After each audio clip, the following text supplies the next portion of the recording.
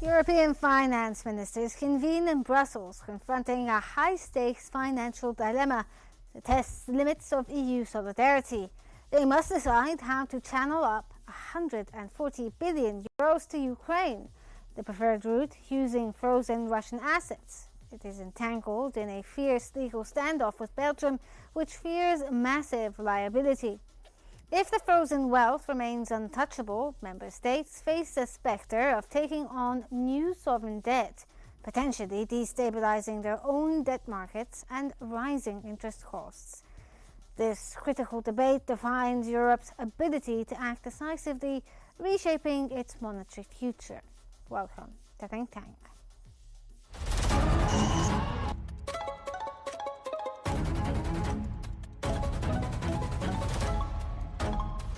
Our world is becoming unhinged.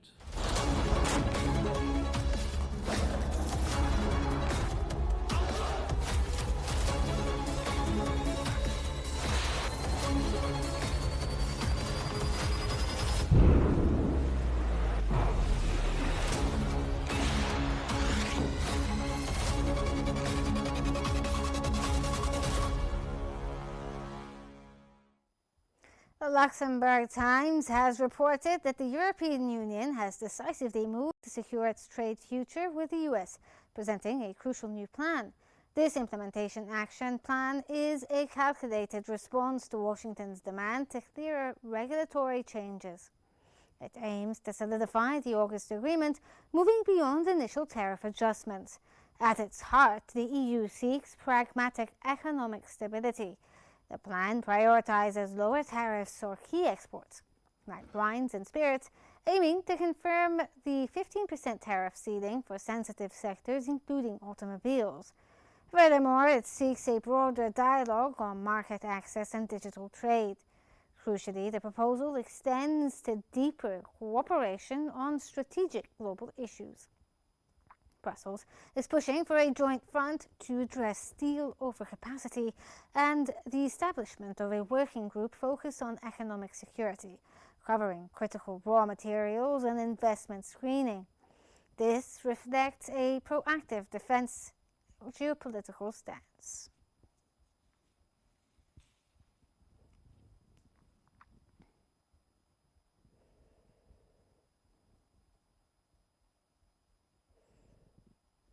According to the International Business Times, the European Union is rapidly implementing a new tax on small online imports targeting giants like Shein and Temu by early 2026. This move scraps the customs exemption for packages under 150 euros, directly challenging the billions of low-cost Chinese goods flowing into the market. The core goal is protecting struggling European retailers who cannot compete with these foreign prices. Introducing a new €2 handling fee signals Brussels' serious commitment to restoring fair market conditions and boosting domestic competitiveness within the bloc. This accelerated timeline reflects the urgency of the situation. It establishes a unified, tougher European stance towards China's trade practices, emphasizing the bloc's renewed focus on economic sovereignty ahead of the G20 summit.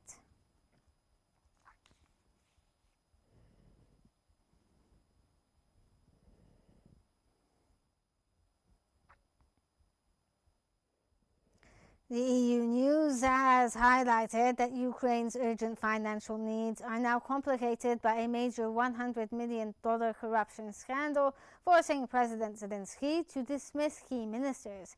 This creates a challenging political dilemma for the EU, whose steadfast support is now shadowed by serious questions of fiscal responsibility. Despite internal concerns, the EU remains committed, realizing retreat is not an opinion, or an option. Their preferred funding mechanism is a reparation loan secured by frozen Russian assets. This strategy avoids draining national budgets and is considered the most effective way to provide immediate aid. Brussels acknowledges the risk of facing a massive non-performing loan if Russia refuses post-war reparations. However, this action is fundamentally a strong geopolitical statement confirming that time and frozen wealth are definitively not on Moscow's side.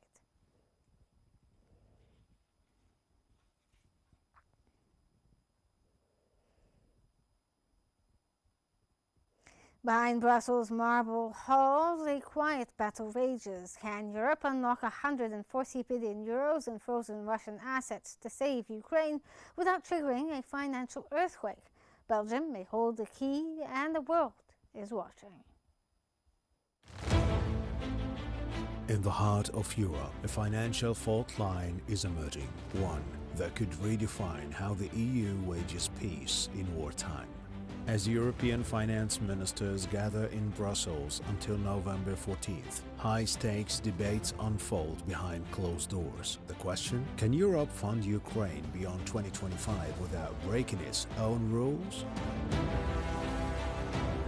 This is not just about aid, it's about legality, sovereignty, and precedent. At stake, 140 billion euros in frozen Russian assets, most held at Euroclear, the Belgian financial never center beneath Brussels. But here lies the dilemma. Belgium refuses to act without ironclad guarantees from all member states. Why? Because if Russia wins a case at the International Court, assets must be returned overnight, and Belgium would hear the liability. France, Germany, Ireland back the plan. But Belgium insists, no risk, no action. Norway has already said no $160 billion guarantee from its sovereign fund. Solidarity is fracturing under legal weight. Alternative, borrow through the Commission. But that means either burdening Ukraine with debt or making EU taxpayers pay. For nations like Italy and Greece, already strained, this is politically explosive. Meanwhile, the post-Lagarde ECB era looms. Appointments are being negotiated. The digital euro advances. But can a future-proof currency coexist with emergency war financing outside legal frameworks? Russia warns Belgium, you will pay. China watches closely, fearing similar asset sieges. Emerging economies take note. If Europe bends its rules today, who's next tomorrow?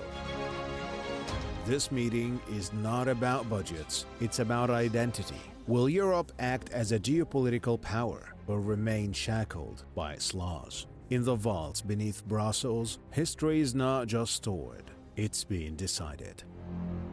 To help discuss this topic with us, we're joined from Brussels by Mr. Nicholas Williams, a former NATO official, and Ms. Mona Siddiqui, political analyst. Thank you both for joining us here on Think Tank. Mr. Williams, let's start off with you. How does Russia's explicit warning against Belgium's Euroclear move impact the EU's risk assessment and NATO's strategic perception of this escalation? Good evening, Riham. Well, it's serious. This is a serious issue, and it goes to the heart of what the EU is. Is the EU an integrated political project, or is it a group of countries with a common view of things, but foregoing their national interests? And I think this, you mentioned that this frozen assets, use of frozen assets, is the EU's preferred instrument for funding Ukraine. In fact, it's the only method for funding Ukraine. It's the only thing they've got because they're running out of money, and they will have to take a hit on their national budgets, which no one wants to do in these difficult times. Okay, Mr. Lowry, can the Eurogroup truly create an ironclad legal basis for taking the 150 billion euro loan without setting out a disastrous precedent for global sovereign assets?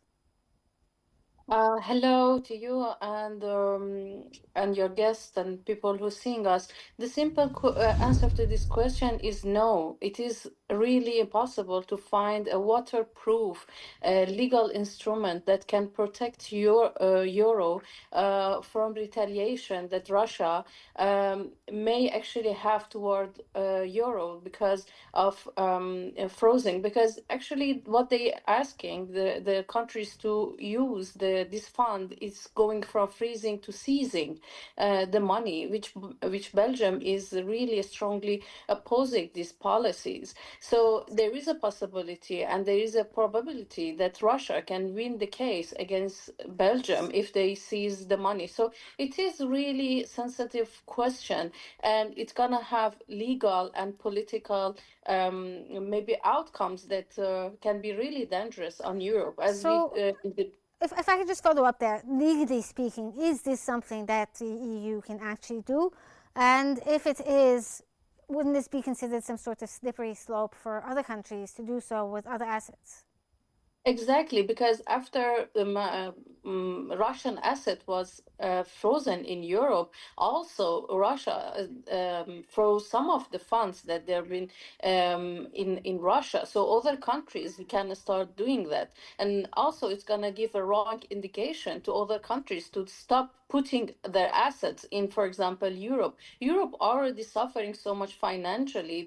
It is not in the good time for them to be facing such a challenges with Russia, and also Belgium said now we have a goose that lay a golden egg every day. We cannot kill the goose for one egg, and we can use the benefits that comes from the frozen money that every month this credit give benefits, so they can use the eggs that comes every month and funding the war in Ukraine or helping government in Ukraine. So it doesn't for especially for Belgium, as the first guest said, it seems that it is the really first test of unity in Europe. Are the countries they want to unitedly act upon this problem, or every country is searching for their own national interest or protecting their own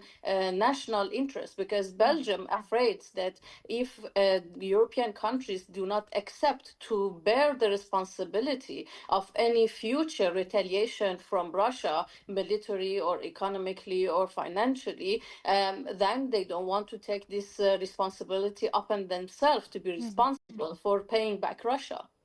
Okay, but you heard there, and you also stated that this is going to be a test of unity for the EU.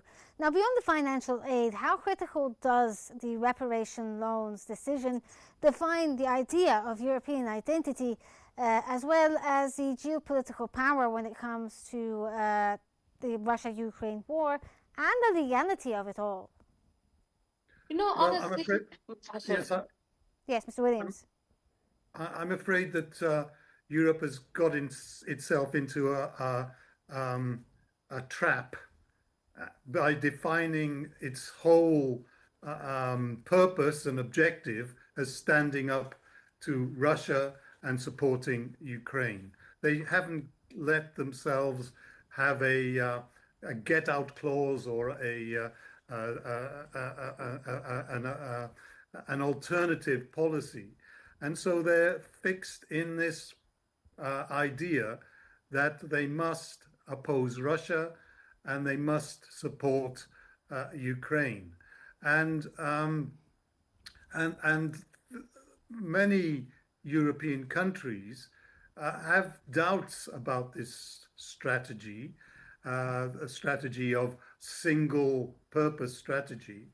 And I think as the Ukrainian budget fails, because at the beginning of this next year, unless the money comes through, the Ukrainian budget will be bankrupt.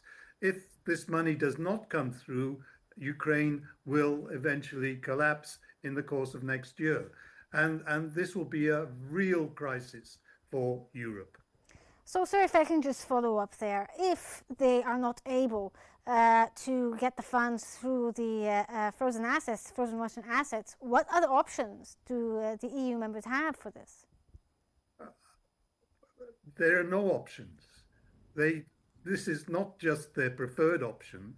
There is no option, no alternative option, except perhaps to tax and tax and tax their own taxpayers, who will be reluctant to pay more for Ukraine in order to fund Ukraine. And I don't think any European government, not even the most enthusiastic for supporting Ukraine, wants to bear the burden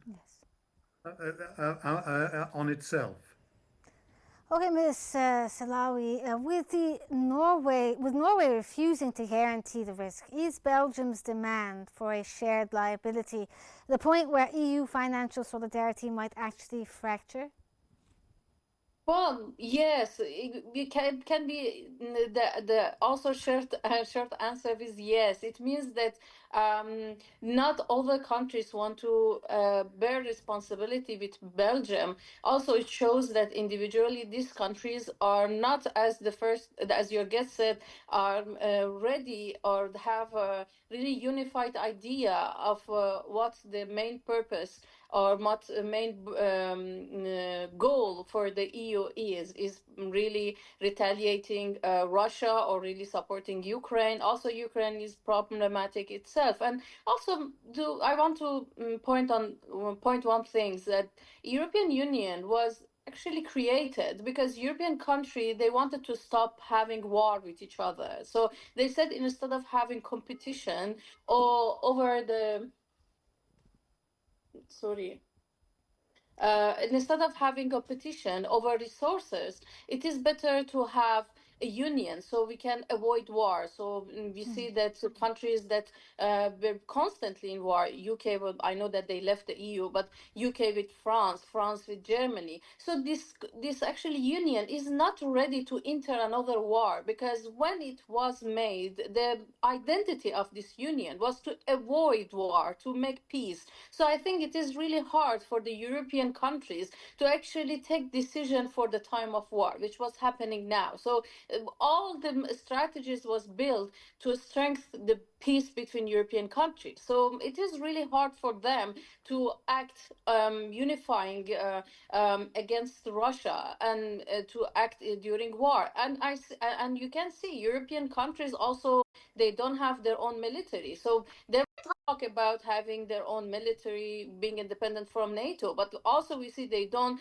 contribute what they have to contribute to NATO until America actually force them and threaten them. So we see that EU doesn't have this power or this will to act on war and to be having this also economy of war, because US maybe is better in economy of war. They can maybe thrive in economy of war, but for Europe it is not like that. So we see that European countries, they cannot really take this decision also to bear the financial responsibilities, and they don't want to do that.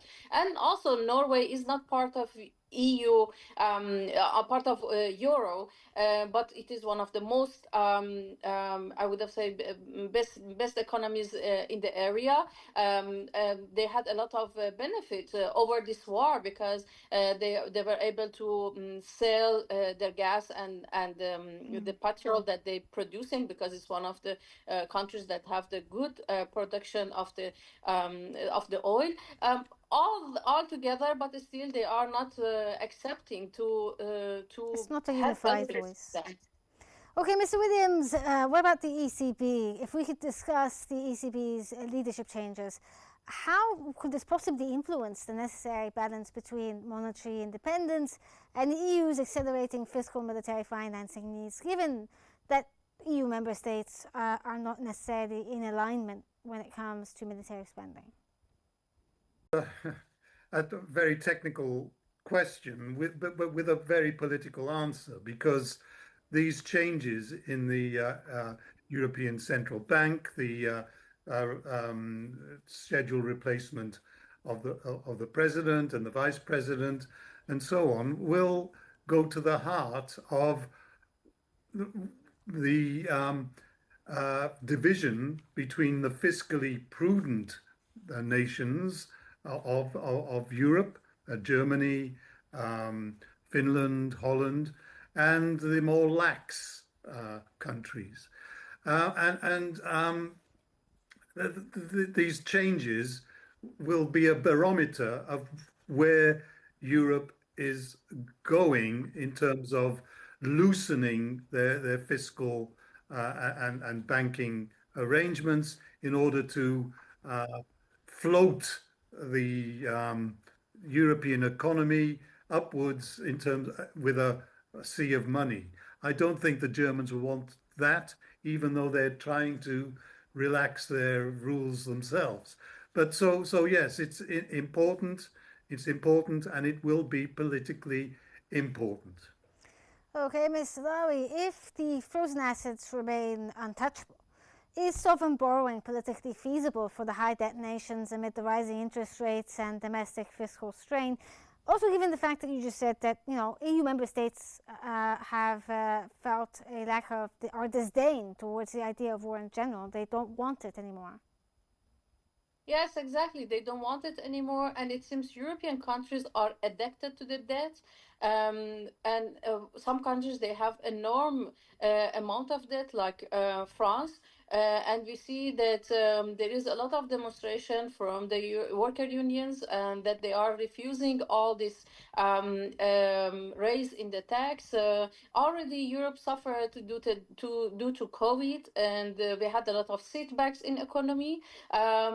Cost of living is already high, and already a lot of European countries started to add or dedicate more money from the budget to the military. We see there is a demand for voluntarily. We don't have forced military service, but asking the youth to join the voluntary military. So I don't think neither the governments are ready to taking this responsibility that may lead to the collapse of the governments or losing the votes, neither the society, because sometimes there is this solidarity, extreme solidarity for certain cause. So sometimes the community or the societies are ready to participate, to help for the cause. But I think adding more burden on the taxpayers, I don't think the European street people are really ready to do that. For example, at the beginning, when there was this crisis of the gas and the high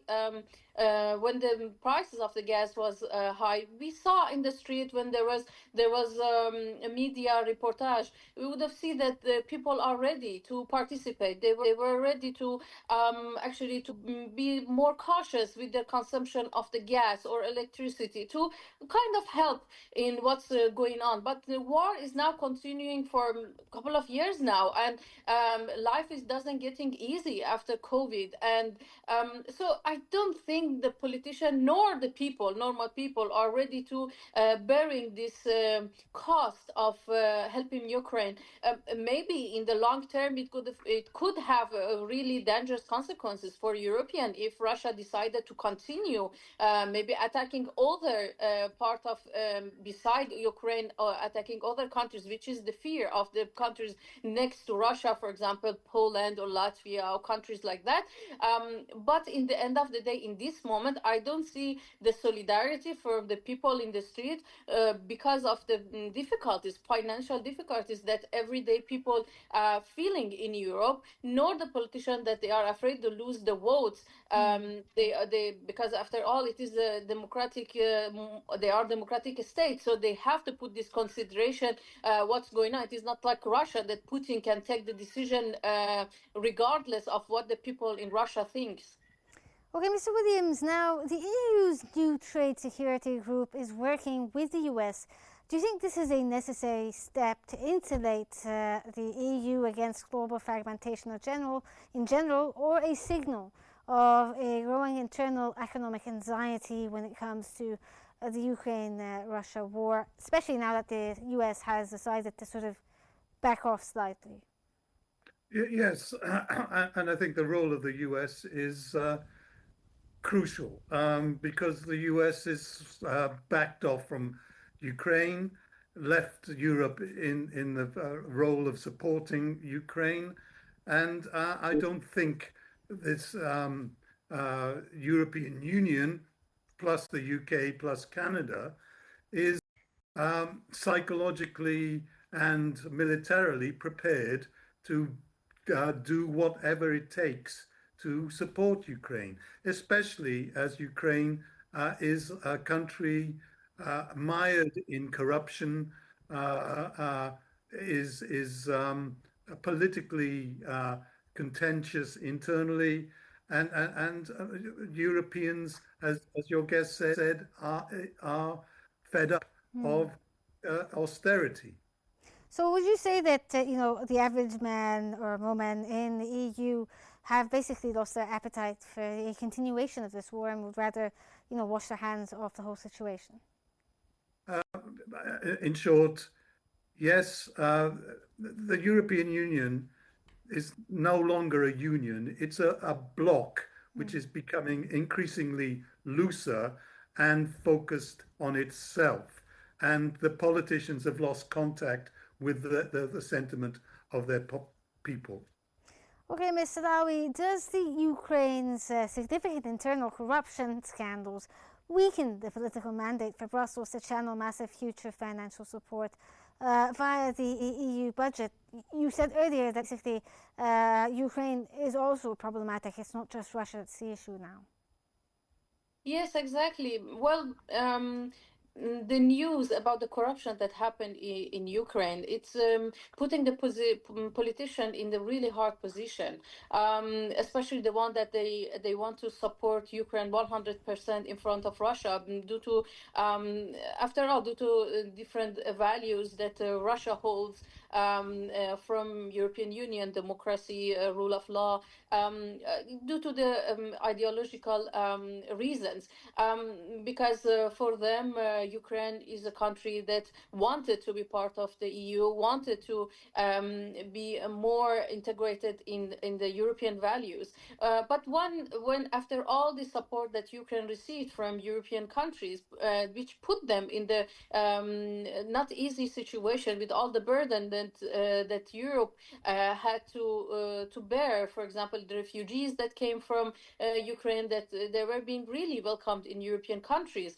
and all the money that's been spent, all the military support, and also the cost of energy that they have to pay because they didn't want to continue supporting Putin with the gas that they were buying from Russia. And then this news come out, putting the position of this politician really in the hard position in front of the also European in the streets, because they would have said that you burden us, the individuals, the taxpayers, with this burden of the war. And then we see that Ukrainian themselves, or the politician, not the people, for sure it is not the people that they did the corruption, but again, unfortunately, the corrupted politician, they do this.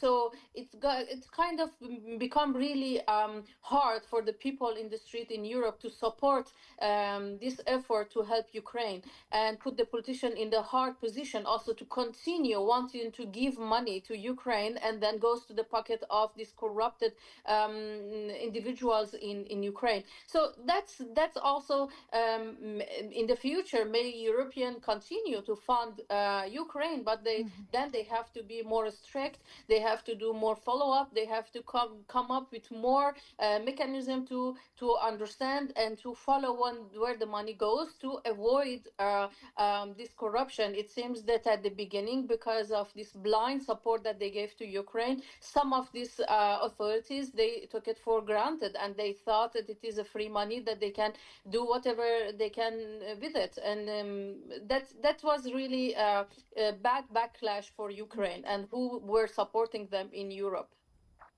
Okay, thank you so much. That was Mr. Nicholas Williams, a former NATO official, and Ms. Mona Salawi, a political analyst. Thank you both for your insights, and thank you for your valuable discussion here on Think Tank.